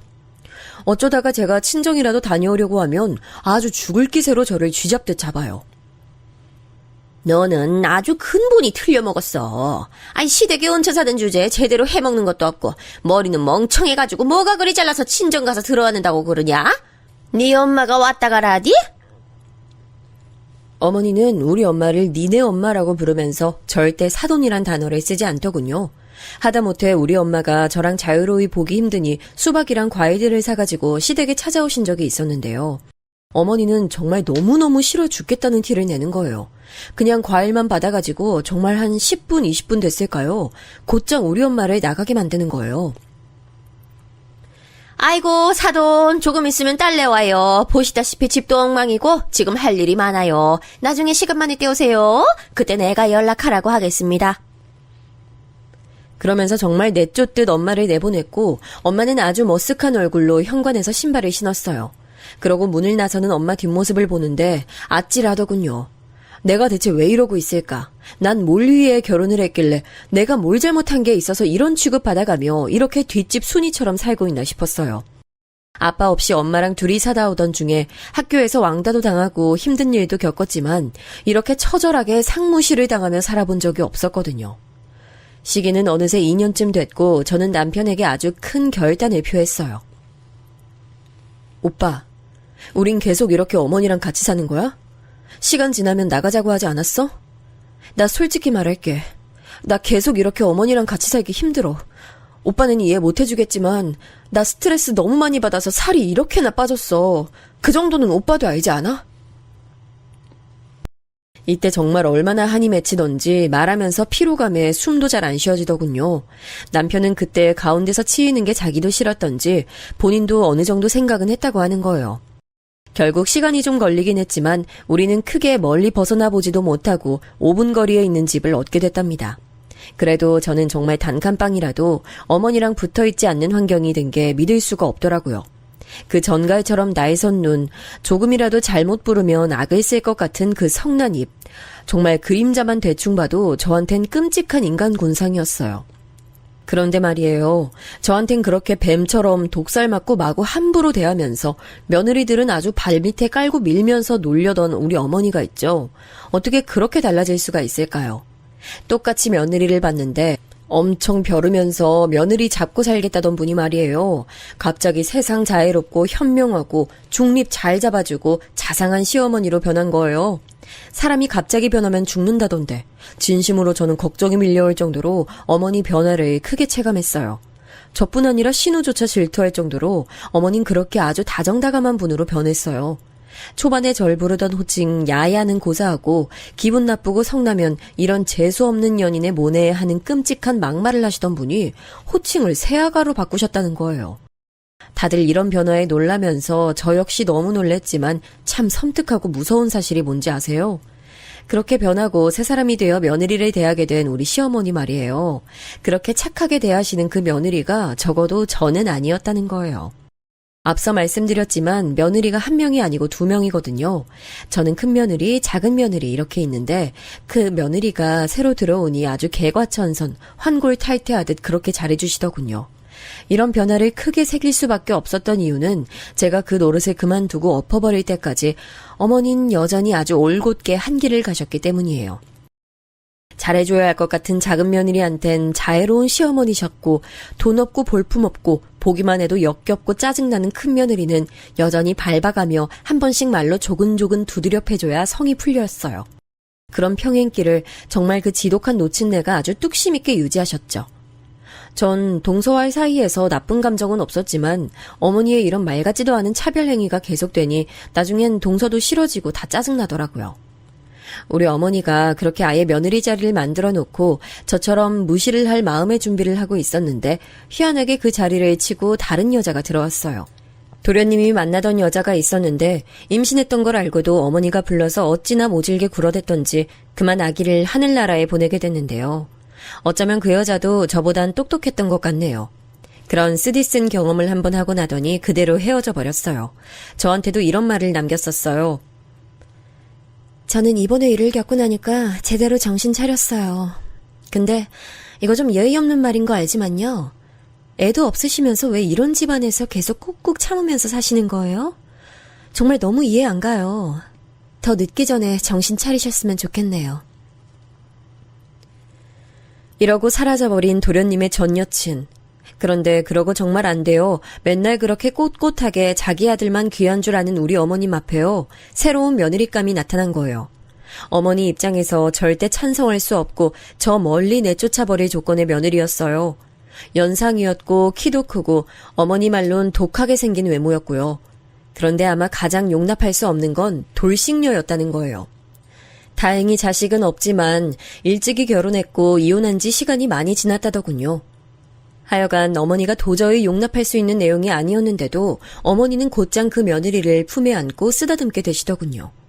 이유는 딱 하나밖에 없었어요. 바로 돈. 어머니가 그렇게 미쳐서 환장하는 돈 말이에요. 아주 동서 들어오고 나서 저한테 얼마나 자랑을 하는지 들으라는 듯 말하시더군요. 그 집 사돈이 아주 젠틀해. 돈도 많이 쓰고. 그런 집을 내가 언제 만나보겠어. 우리 철민이도 그댁 친척한테 취업했잖아. 하여간 아주 장가 잘 갔어. 작은 애가 얼마나 선물을 갖다 주는지 몰라. 하여간 내가 그동안은 며느리가 있는 건지 죽은 건지 하고 살았는데 이제 사 제대로 들인 느낌이 난다.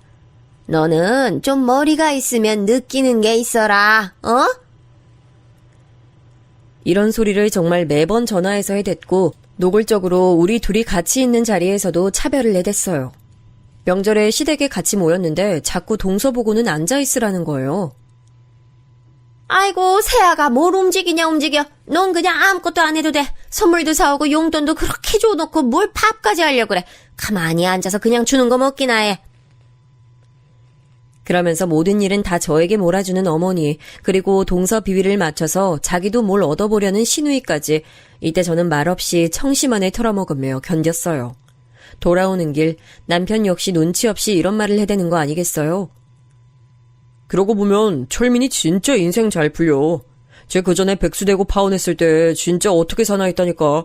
엄마가 울면서 얼마나 속상했는데. 아니, 저렇게 부잣집 부인 얻어가지고 금방 훅 장가도 가잖아.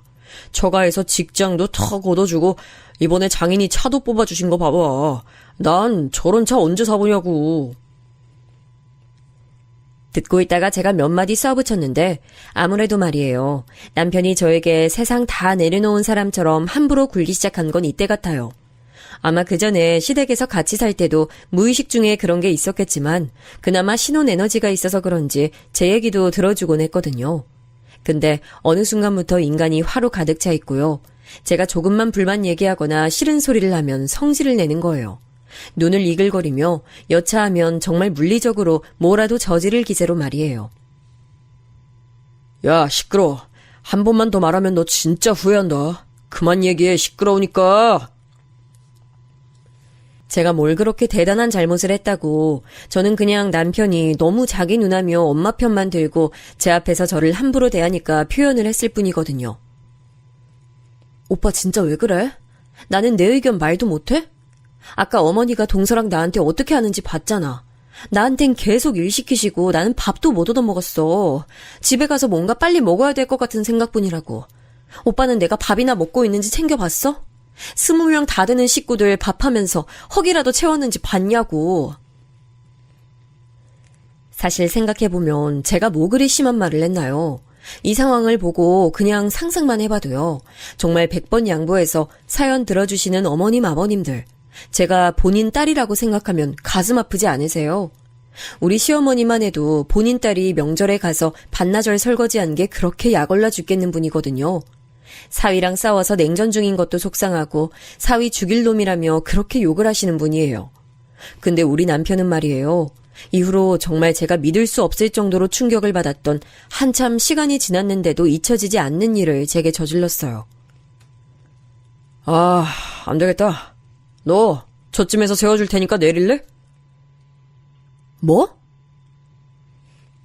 전 당연히 잘못 들은 줄 알았어요. 나중에 그 의미가 뭔지 깨닫고 있는 와중에도 홧김에 어떻게 이런 말을 하나 싶어 기가 막혔고요. 하지만 남편은 진심이었어요. 진심으로 자기 옆에서 이렇게 자기네 가족 욕을 하는 여자가 꼴보기 싫고 짜증났던 겁니다. 얘를 태우고 가는 게 너무 짜증나고 싫으니 근처 역 입구 쪽에서 적당히 내려준 거예요. 내리라고?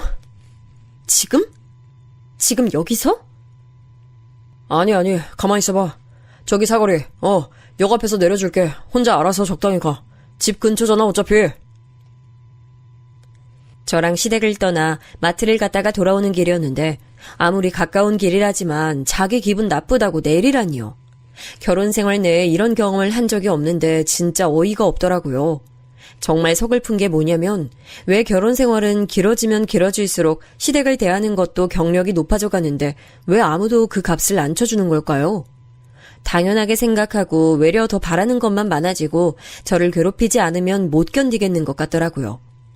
더 묻지 않고 내려서 걸어오는 동안 너무 기가 막히고 어이가 없어서 돌아다니는데 정말 서글픈 건 어디 마땅히 갈 데도 없더군요. 그러고 집에 들어갔는데 당연히 남편은 없었고요. 그날 새벽이 돼서 들어온 거예요. 그리고 며칠 지나서 남편은 자기가 생각해도 좀 너무 욱했다 싶었는지 미안하다는 카톡 문자를 보냈어요. 뭐 미안하다면서 외식을 하자고 하더군요. 그때 그렇게 밖에서 식사를 하고 저는 정말 억지로 기분을 풀었지만 찝찝함은 풀리지 않았어요. 남편은 이후로 갈수록 저한테 함부로 대했어요. 한번 작게 허용해줬더니 이후로 도통 적당한 시점을 모르고 마구 날뛰더군요. 예전엔 자기 아버지가 어머니에게 함부로 대하는 게 싫었다더니 완전히 잊어버린 듯 했어요. 조금만 화가 나는 일이 있고 거슬리는 게 있으면 씩씩거렸죠. 야, 물 흘렸잖아. 닦아. 아이, 진짜 정신사납게 하네. 가뜩이나 일도 피곤하고 다 짜증나 죽겠는데 이게 뭐야? 그렇게 눈치를 보게 만들었으며 그런 모습이 무서워 조심하려는 제 모습 보고 만족한 듯 보였어요. 그렇게 길들여갔고 그게 바른 모습이라고 생각하는 듯 했죠. 왜냐면 제가 이렇게 금세 수그려 맞추려는 걸 보면 조용했고 제가 조금이라도 말을 하려고 하면 버럭거렸거든요. 조용히 안 해? 누가 네 생각 듣고 싶대? 얘기하지 마. 네 얘기 들을 필요 없어. 넌 그냥 내가 시키는 대로만 해. 도대체 왜 우리 관계가 이렇게 흘러가고 있는지 이해가 안 됐어요. 우리끼리 나와 산 지 얼마나 오래됐다고 남편은 신혼 때와 너무 다른 모습으로 함부로 굴었거든요. 몇 번 다투다 이 문제로 따지고 드는 제게 아주 기함할 소리를 하더군요. 네가 이렇게 만든 거야. 네가 이미 선 넘은 짓 한 거 몰라? 네가 툭 하면 우리 엄마랑 누나, 철민이까지 나한테 욕했잖아. 이제는 재수씨까지 마음에 안 든다 그러고 진짜 우리 집엔 딱 너만 없으면 돼. 너는 네 주제를 알아야 돼. 상황이 이렇게 흘러가면서 저는 모든 일상이 다 정남이가 떨어지며 싫어지더군요. 아무것도 하기 싫고 친구들도 만나기 싫었어요. 뭔가 망가지기 전 마지막 발악이었던 것 같은데 지금 생각해보면 그렇게 해서 살아남겠다고 했던 행동 같아요. 생존 본능이랄까 그래야만 남편한테 인정받고 숨 쉴 수 있을 것 같았어요. 저 오빠 우리 어머니랑 여행이라도 갈까? 어? 나 오늘 피곤해서 친구들이랑 술 먹고 올 거니까 그렇게 알아. 그리고 이따 집에 엄마 온대. 네가 엄마랑 알아서 시간 잘 보내. 이때 어머니는 딱히 용건도 없는데 들이닥쳐서는 저에게 소일거리를 잔뜩 주고 아버님 욕에 본인 사위 욕에 맘에 안 드는 시고모들까지 그렇게 실컷 입으로 털어대더니 밥 얻어드시고 가시더군요. 남편은 저에게 자기 엄마를 맡겨두곤 유유히 사라져서 토요일 아침부터 그 다음날 새벽까지 술이 떡이 되도록 안 들어왔어요. 그날 어머니에게 꽤 모욕적인 소리를 들었던 저는 아마 여러모로 한계에 치달았습니다. 정말 더 이상 뭘 퍼내려고 해도 퍼낼 수 없이 쩍쩍 갈라진 가뭄 같은 마음을 안고 남편이 들어오길 기다렸어요. 남편은 역시나 술에 취해서 들어왔고 잠깐 붙잡고 얘기하자는 저에게 또 짜증을 내더군요. 야, 나 잘 거야. 피곤하다고. 그냥 놔둬. 말 걸지 마라, 어? 이렇게 극단적으로 변해버린 남편을 따라다니며 시중드는 것도 지쳤고 언제 갑자기 벌처럼 집에 들이닥칠지 모르는 어머니의 방문과 핀잔, 멸시에 저는 정말 질려 미칠 것 같았어요. 게다가 이런 흐름이 계속되니 동서도 뭔가 그런 냄새를 맡고 은연중 무시하더라고요. 어머, 형님. 이런 걸 형님이 잘하시니까 대신해 주시면 안 될까요? 전 정말 요리나 이런 거 하나도 할 줄 몰라요. 떡이랑 나물이랑 재료는 사왔는데 이거 제가 하다가 다 망칠 것 같아요. 형님이 해주시면 제가 이따가 설거지 열심히 할게요. 시댁 가서 이런 식으로 늘 일을 벌리고 수습은 제가 하게 하고 어머님, 아버님, 남편과 시댁 식구들은 모두 동서편만 들었어요. 재수씨니 새아가니 하는 정식 명칭을 붙여 동서를 부르면서도 제게는 다들 호칭을 제외하고 부르거나 어머니는 어쩌다가 기분이 나쁘면 연소리를 붙여 함부로 부르기도 했어요. 생전 잘하면서 농담으로도 우리 엄마한테도 들어보지 않은 소리인데 어머니는 그런 말을 서슴없이 했어요. 무튼 저는 이렇게 머릿속이 윙윙거리고 정말 미치기 직전인 정신상태였고요. 남편은 맞춰주는 것도 끝에 다다랐기 때문에 굳이 제 할 말을 다 토해내버렸어요. 당연히 남편은 중간부터 말을 끊으려고 했고 그래도 제가 듣지를 않자 급기야는 물리적으로 저를 제압하려고 하더군요. 손찌검을 당하고 아픈 건 둘째치고 그 모멸감을 믿을 수 없었던 저는 남편을 한번 올려다봤어요. 남편은 뭘 보냐는 듯 더 당하고 싶냐는 듯 윽박지르면서 집안을 마구 휘저어 놓더군요. 그대로 전 지갑을 들고 집 밖으로 나왔어요. 그러고 정처 없이 터벅터벅 걸어가는 길, 저의 이런 상황이 너무 기가 막히고 억울하더군요. 엄마한테 말을 할까 하다가 알면 너무 괴로워하실 것 같아서 전화를 했어요. 어머니 아들이 나한테 이렇게 했다. 그래서 저는 밖으로 쫓겨나듯 도망 나왔다. 어떻게 생각하시냐고 시어머니에게 말이에요. 사실 저도 뭐 좋은 소리 들으려고 연락한 건 아니고요. 아들 감쌀 거라고 생각은 했어요. 저도 그 집에서 정말 집에 굴러다니는 행주만도 못한 존재였으니까요. 하지만 저는 이 말을 듣고 진정으로 정말 진지하게 이혼을 결심했습니다. 뭐? 정민이가 널 때려? 아이, 그냥 스쳤겠지. 걔가 뭘 때리긴 때려. 뭐? 확실하다고? 증거 있어? 아이고, 좀 시끄럽게 좀 굴지 마라. 아이, 번잡스럽고 정신사납게 진짜. 아니, 솔직히 말이야. 그래도 그 뭐야, 다행인 거 아니냐, 그 정도면? 네? 다행이라니요? 뭐가요? 다행이지. 그럼 너는 네 남편이 술 먹고 열받는다고 어디 밖에 나가서 남 때리고 사고 쳤으면 좋겠어? 그럼 더 큰일이지. 그냥 너 하나 밀치고 끝났으니 그걸로 얼마나 다행이야. 집안에서 그러고 끝나길 다행이지. 밖에 나가서 사람 쳤으면 경찰 부르고 시끄럽지. 그냥 집안에서 적당히 불 끄면 된 거야. 그걸로 넘어가. 내 말 무슨 말인지 알겠어? 이때 전 충격이 너무 커서 숨이 멎은 듯 가슴이 답답하다 못해 어쩔 줄 모르겠더라고요. 세상에 아무리 지독한 시어머니들이 많고, 아니 저보다 더한 시어머니도 있을 거예요. 그런데 일단은 제가 감당할 수치를 완전히 뛰어넘어버리는 순간이었어요. 그때 깨달은 거죠. 내가 왜 이 망할 할망구, 진짜 짐승만도 못한 인간을 왜 어머니라는 고분고분한 호칭 붙여가며 종같이 살았을까 하는 걸 말이에요. 지금 뭐라고 했어요? 나를 쳤으니까 다행이라고요? 이봐요, 어머니. 얻어 처맞은 게 신우이여도 동서여도 그따위로 말할 수 있어요? 내가 이 집에서 정말 사람도 짐승만도 못한 거냐고요? 어떻게 당신 아들이 절 때렸는데 그따위로 말할 수가 있어요? 저는 사람 축에도 안 껴요? 밖에 있는 사람만 사람이에요? 안에 같이 살고 있는 저는 뭐냐고요? 정말 그간의 결혼 생활 중 처음으로 그렇게 눈 뒤집고 정신 나가서 막 소리를 질렀나 봐요. 어머니는 제가 막 웽웽거리며 따지는 걸 듣고 놀라긴 했지만 더 매섭고 독하게 물어뜯더라고요. 이게 어디서 소리를 질러? 누가 뭐라고 했냐? 하여간 너는 맨날 멍청해서 문제야. 그냥 이를 덮으면 될 걸 가지고 키워가지고 울고 징징거리고 아주 지겨워 죽겠다. 너 그따위로 말할 거면 진짜 꼴도 보기 싫으니까 네 엄마한테 가. 네 집 어른들한테 얼른 네 데려가라고 하라고. 하여간 망할 멍청한 년 같으니라고. 이때 제가 얼마나 피를 쏟듯 시어머니에게 욕을 해댔는지 택시기사님이 너무 정신사납다고 그만 내려달라 하실 정도였어요. 전화를 얼른 끊고도 분이 안 풀려 씩씩거리는데 목이 완전히 다 쉬어버리고 쓴맛이 밀려오더라고요. 나중엔 숨이 잘 안 쉬어져서 처음에 저한테 왜 이렇게 경박하게 소리 지르냐고 호통치던 택시기사님이 급기야 놀랐어요.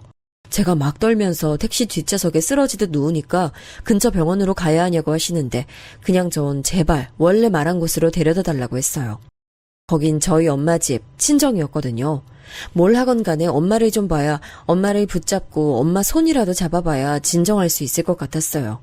저는 그렇게 지독히도 제 편이 필요했습니다.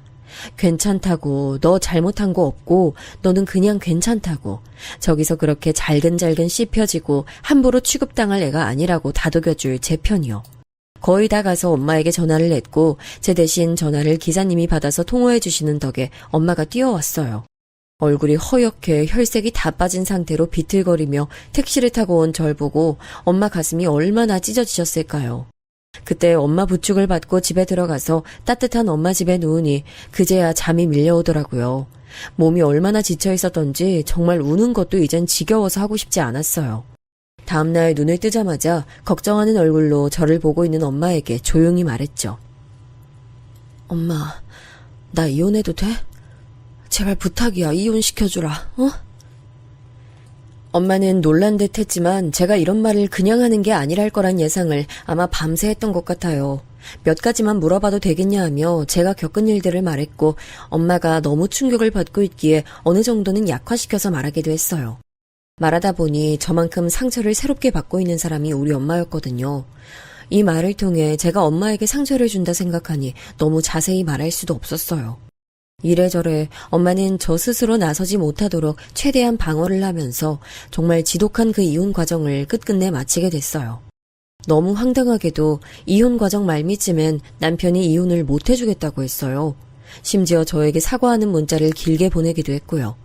하지만 저는 정말 할 수 있는 모든 것을 다 쏟아내버렸나 봐요. 진심인 듯 느껴지긴 했던 그 내용들을 봐도 정말 서글플 정도로 마음이 돌아오지 않더군요. 완전히 굳어버려서 이혼 외에 다른 길은 생각할 수가 없었어요. 이혼하고 난 뒤 저는 정말 아주 바쁘게 살았어요. 애가 없이 이혼을 했는데도 이렇게 괴롭고 하루하루 돌아버릴 것 같은데 애 있는 상태로 이혼한 엄마들은 어떨까 상상도 하기 힘들더군요. 그래도 뭐라도 하고는 살아야 하니 여전히 환경이 좋지 않은 데다가 매일 밤 울음을 참는 엄마를 보며 제 딴에 나름 경제활동을 했어요. 알바도 하고 뒤늦게 돈을 벌러보다 보니까 정말 뭐가 뭔지 모르겠더라고요. 와중에 주부들끼리 모여서 하는 창업활동이 있다고 해서 그쪽도 나가봤는데 결국은 자리 싸움이고 그 안에서도 파벌이 있어서 어울리기 싫어졌어요.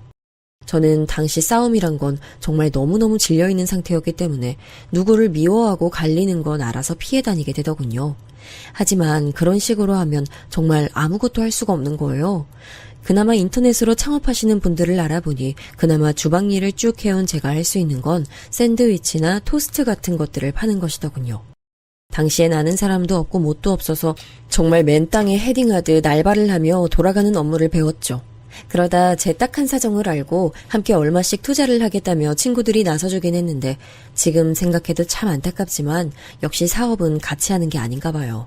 그중 한 명이 중간에 이 아이템을 다른 데 팔아버리고 잠적해서 5명이 나란히 좋은 마음으로 하려던 게 끝났어요. 상처가 남는 상태가 돼서는 이후 우리들 간의 화제에서 창업은 입에 올리지 않을 정도로 끝이 나빴습니다. 그러다 보니 저는 이제 혼자 살아남아야 했어요. 그나마 제게 조금의 길이 열린 건 그때 엄마가 알고 있는 분이 소개시켜 주신 작은 원룸 자리였는데 그 안에서 장사를 해도 된다고 하더군요. 아마 부동산 쪽이랑 잘 아시는 분이었던 것 같아요. 제 사정도 엄마를 통해서 들어서 알고 있었고 딴에는 도움을 주겠다며 그런 자리를 소개해 주신 거죠. 결론부터 말하면 저는 그곳에서 토스트와 음료 그리고 간단한 메뉴들과 음료를 팔기 시작하면서 비로소 돈이라고 부를 만한 수입을 얻게 됐어요. 거의 시작이라고 말할 수 있는데 당시에 정말 너무 바쁘고 할 일도 많고 밤낮 없이 일에 치여 살다 보니 다른 일들을 미처 신경 쓸 수가 없더라고요. 악을 쓰고 잊으려고 했던 것도 있지만 경제활동을 좀 해보겠다고 힘들게 살다 보니 제 큰 트라우마인 이혼을 크게 생각할 수 없었어요. 왜냐면 솔직히 그 악랄한 시어머니 정도까진 아니더라도 제가 배달 장사를 하고 음식 판매를 하던 와중에 만났던 손님들, 업자들, 그리고 계속 뭔가를 소개해오던 어른들이나 치근덕대던 사람들까지 어쩜 그렇게 다 골고루 진상인지 몰라요. 인간 군상이 다양할 수밖에 없다지만 어쩌면 시어머니 같은 인간을 통해서 그나마 학습한 게 나았던 걸까요? 아무리 지독하게 제 속을 썩일지언정 저 정도로 저를 무시하고 짓밟아대는 사람은 없었습니다. 이미 그런 내성이 생겨서랄까 아무튼 사람으로 인한 스트레스는 그냥 그럭저럭 그러려니 하고 지나가게 됐어요. 그쯤 되니 엄마도 조금은 신기해 하시더군요. 네가 진짜 죽기 살기로 고생하면서 하니까 돈이라도 벌리는구나. 이제 보면 너 이혼 잘했어. 엄마도 그동안 마음고생 많이 했는데 앞만 봐도 너 이혼 잘한 것 같아. 갑자기 왜 그런 말을 해, 엄마는? 엄마는 눈물을 얼른 닦더니 코가 맹맹해져가지고 이렇게 말을 하는데 맞는 말 같은 거예요. 그동안 사람들이 엄마한테 홀로 딸도 용케 시집 보내고 넉넉한 집에 보냈다면서 딸이 참 행복하겠다고 했거든. 근데 엄만 자신이 없더라고. 우리 유진이가 그런 집에 시집 가긴 했는데 유진이는 정말 행복하게 맞는 걸까? 결혼한 게 얘한테 맞는 선택이었을까? 엄만 자신이 없었어. 전 생각도 못했던 일면을 엄마에게 듣게 된 거예요. 엄만 겉으로는 사람들에게 딸이 결혼했고 잘 살고 있다고 가벼운 그냥 얘기를 했지만 늘 불행해 보이고 지쳐 보이는 제 모습을 떠올리며 엄마도 괴로웠던 거죠. 그 말을 들으니 정말 가슴이 찢어질 듯 아프더라고요. 그러던 와중에 제가 시작했던 음식 장사는 물살을 타고 흐름이 좋아져 종잣돈이라고 부를 만한 돈이 생각보다 꽤 모였어요. 장장 5년이라는 시간에 닿기까지 진상들도 많이 만나고 돈을 이렇게 만져본 적이 없어서 투자도 겁없이 했다가 크게 얻어맞기도 했어요. 하지만 나중에 임대 관련 사업으로 팁을 얻게 되고 어느 시점부터 감이 잡히게 된 거예요. 저도 저의 이런 변화가 스스로 놀랍게 느껴지기도 했고 물론 투자에서 잘 안 된 것도 있지만 부동산 관련해서도 감이 많이 좋아졌더군요. 그런데 정말 그런 와중에 불쑥 제 안에서 스프링처럼 퐁 하고 튀어오르는 게 있었어요. 저 같은 한낱 집안일만 하고 아무것도 할 줄 모르던 여자가 어느새 100억대에 가까운 나름 자산가로 불리우게 되고 SNS에서도 수많은 팔로워가 따라오게 됐는데 왠지 모르게 제 안에 있는 불쾌함이 계속 그대로 있는 거예요. 뭔가로 덮고 닦아내고 그러면 될 줄 알았는데 인생의 힘든 길목마다 자꾸 떠오르더군요. 그건 바로 시댁에 대한 안 좋은 기억들, 시궁창 같은 추억들이었어요. 그들에게 당했던 끔찍한 차별, 무시당한 것들, 남편에게 함부로 달아줬던 상황들, 막말이나 여러 가지들이 끊임없이 떠오르는 거예요. 대체 이걸 어쩌면 좋지, 어떻게 복수라도 해야 하나 싶던 차에 제가 유튜브였나 어딘가에서 강의를 듣게 됐어요. 근데 정말 듣는 순간 아주 아프게 저를 때리는 듯한 가슴을 깊이 울리는 내용이더군요. 사람이 힘들 때 우리 뇌가 움직이게 돼요. 다시는 그런 위기에서 닥친 일을 학습하지 말라고 방어하는 차원에서 뇌가 이런저런 힘들었던 기억을 촤라락 펼쳐주는 거예요. 그런데 가끔 오류가 나서 쓸데없이 안 좋은 기억들을 너무 많이 소환시키거나 혹은 너무 오랫동안 그 창이 떠 있는 거예요. 그럼 사람은 계속 안 좋은 기억에 휘말려 있고 부정적인 생각을 하게 되는 거예요. 정확하진 않지만 대강 이런 뉘앙스의 글이었거든요. 제 딴에는 잊고 내가 더 잘되면 된다는 주의로 살아왔고 그걸 원동력으로 해서 더 열심히 살자고 막 뛰어왔어요. 근데 잘 모르겠는 거예요. 저 강의를 들으니 굳이 점 찍고 복수가 목적이라기보다는 그냥 한 번은 매듭을 짓고 싶더라고요. 어떤 방면이든 간에 제 자신을 나타내고 그들에게 명확하게 입장을 전달하고 싶었어요. 그래서 제 비서를 데리고 함께 이전 시댁 기억을 더듬어 대충 아직 남아있는 전 남편이나 시누이의 카톡 사진을 조사해보고 주소 변동이 없단 걸 확인했어요. 그리고 곧장 시댁으로 찾아가게 됐는데요. 근처에서 서성거리다가 집으로 들어가는 전 시어머니를 발견한 거죠. 전 곧장 날선 목소리로 불렀어요. 그때 참 다행히게도 시어머니 혼자 있지 않고 그 표독스러운 시누이도 옆에 붙어 있더군요. 안녕하세요, 어머니. 형님, 저예요. 유진이요. 제가 떡하니 서서 팔짱을 끼고 제 차 앞에서 그들을 불렀어요. 그랬더니 둘은 저를 보고 처음에 못 알아보는 듯 했어요. 그러다가 눈살을 찌푸리면서 다시 보더니 험악한 얼굴을 한 상태로 인지하더군요. 너 뭐야? 뭐냐고, 뭐야? 저요. 저 이전 며느리였던 유진이요. 아시면서 왜 그렇게 부르세요? 적어도 이때까지만 해도 되게 세된 목소리로 탁탁대면서 말을 했고 비서에게는 차에 있으라 하고 저만 움직였어요. 잘 지내시나 봐요. 할 얘기가 있어서 왔어요. 그러자 뭐가 그렇게 억센 일이 있었는지 아니면 원래 인상대로 고약하게 나이를 먹어서 더 못돼진 건지 얼굴이 더 심술궂게 변했더군요. 뭐 때문에 찾아왔냐고 쏘아붙이면서도 위아래로 저를 훑어보고 뒤에 있는 제 차와 그쪽에서 이쪽을 보고 있는 비서까지 싹 다 둘러보는 게 느껴졌어요. 심호흡을 싹 하고 아주 차분하게 말했죠. 사실 제가 이혼하고 힘들게 살아오면서 어머니나 시댁 나부랭이들 떠올리면 욕밖에 뭐가 더 있겠나요? 욕지거리하고 아주 진상짓을 하고 아니면 그들이 그렇게 찬양하던 돈으로 그들을 조롱하고 다 짓이겨버릴 수도 있었을 거예요. 솔직히 그런다고 한들 누가 저에게 손가락질을 할 수 있을까요? 그런데 저는 제 인생이 펼쳐진 일에 새삼 실감이 안 나는 경제를 가지게 되었으면서도 사실상 막 마음이 편하다거나 상황이 좋게만 굴러가는 건 아니었어요. 보니까 인생이란 건 정말 동화가 아니더라고요. 먼 단계를 건너고 또 건너서 성공을 거뒀다고 해서 행복하게 잘 살고 영원히 좋았다 이렇게 끝나는 게 아닌 거예요. 그냥 계속해서 징검다리 위에 있고 나는 움직여야 하더군요.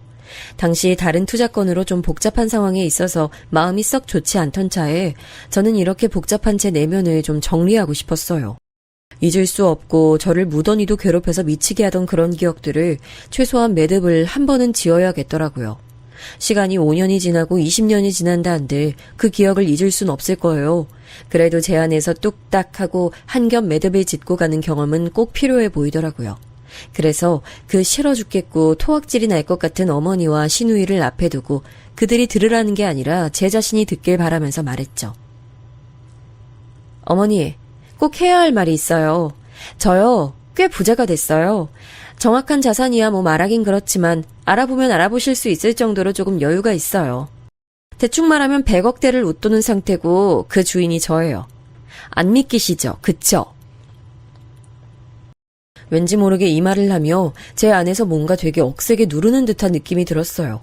그간의 아픔과 분노와 환멸과 증오를 누르는 건지 아니면 뭔지 모르겠지만 되게 강력하게 제 안에서 싸우는 감정이 일어나더라고요. 어머니와 시누이는 지들이 무시할 견적은 악실이 아니라고 여겼던 건지 눈은 인상을 잔뜩 쓰면서도 자리는 못 뜨고 그냥 서 있었어요. 하고 싶은 말이 있어서요. 어머니 말이에요. 어머니 참 저한테 잘하셨더라고요. 저 엄청 무시하시고 본인 아들이 사고밖에 안 치고 절 때려서 다행이란 소리를 감히 하셨죠? 없이 자란 게 돈 무서운 줄 모른다며 변기물 내리는 것까지도 타박하셨죠. 있는 집 동서한텐 새아가 호칭 꼬박 붙이시고 저한텐 재수없는 년이라면서 째려보셨고요. 애도 못 가지고 여자 구실도 못한다고 침 뱉으신 기억도 있고 아프면 손에 병균 묻어 있으니까 잘 닦고 밥 차리라고 시키신 적도 있고요. 기억나세요? 안 나세요? 이쯤 토해내다 보니 역시 분노가 무서운 게 지도를 더듬으며 길을 찾아가듯 이런 것도 다시 하나씩 더듬으니까 너무 선명하게 보이는 거예요. 마치 목적지를 눈앞에서 보듯이 말이에요. 그러니 저는 중간에 이 흥분이 제어가 안 돼서 잠깐 숨을 참았다가 다시 찬찬히 말했어요. 정말 장난 아니고요. 그때 그렇게 저 무시하시고 함부로 굴리셨죠. 그렇게 고생해보니까요. 어머니 아들이랑 이혼해서 이 무서운 세상 밖에 나와서 뭘 하던 다 해먹을 수 있겠던데요. 저 진짜 악물고 무섭게 살았어요. 고생할 건 뭘 더하던 간에 어머니한테 받았던 모멸감을 이길 게 없더라고요. 이때 숨이 또 잘 안 가눠져서 내쉬는 동안 신우이랑 어머니는 뭔가 무서운 일이라도 당하게 될 것 같았던지 처음엔 그 화나있던 눈이 점점 공포에 치닫는 듯 했어요. 안심하세요. 저 딱히 뭐 할 생각 없어요. 솔직히 뭐 도저히 이런 말은 못할 것 같아요. 예를 들어 고맙다던지 절 고생시켜주셔서 제가 이만큼 성장했다 이런 말 절대 못해요. 근데 뭐 비슷한 얘기 같아요. 어머니랑 형님이 저를 그따위로 대하고 함부로 굴리지 않았으면 제가 지금 100억대 재산을 관리할 수 있을 정도의 규모로 살 수 있었겠어요? 그건 아니거든요. 아무리 생각해봐도 우리 엄마한테 물어봐도 그건 아니라고 얘기할 것 같아요. 횡설수설하는 느낌으로 엄청 헐떡거리며 분노인지 정리인지 모르게 바쁘게 말을 했습니다. 아무튼 그냥 이런 말을 어머니랑 형님 보고 해야겠어서요. 약속드리지만 2번 다시 오지 않을 거예요. 다시 얼굴 볼 일은 없을 테니까 안심하고요. 어찌됐건 두 분이 저한테 독살스럽게 하신 덕분에 지금의 제가 이렇게 됐네요. 잘 산다고요? 끝. 이렇게 끝이에요. 무슨 말인지 알아들었죠? 그럼 저 가요. 안녕히 계세요. 그러고 마치 남편과 둘이 살던 집에서 택시를 타고 엄마 집에 쓰러지듯 내렸던 것처럼 간신히 걸어서 제 차로 와서 거의 쓰러지듯 차에 탔어요. 진정이 안 되는 그 감정이 분노였는지 울음이었는지 내 자신에 대한 동정이나 처연함이었는지 모르겠어요. 그래도 그 말을 하고 거의 눕듯이 기대 앉아서 집으로 돌아오는 동안 갈수록 채기가 내려가듯 마음이 좀 안정되더라고요. 확실히 그런 매듭을 지어야 하는 게 분명히 필요했나 봐요. 복수를 한 것도 아니고 따지고 보면 이도저도 아닌 것 같기도 하죠. 그래도 할 말 했고 정리했어요. 피 튀기는 복수를 해서 그들을 깔아뭉갠다 밟아놓는다 그런 게 다 무슨 소용이 있죠? 제 자신을 온전히 생각한다면 저라는 길고 긴 영화 안에 저들이 있다면 크게 필요한 장면은 아닌 것 같아요. 시댁에선 벗어났고 제가 이만큼의 성과를 거두는 인생을 살았다고 하지만 여전히 저를 자잘하게 괴롭히는 사람들이 있습니다. 눈치를 봐야 하는 사람도 사업도 있고요. 신경 쓸 게 여전히 있죠.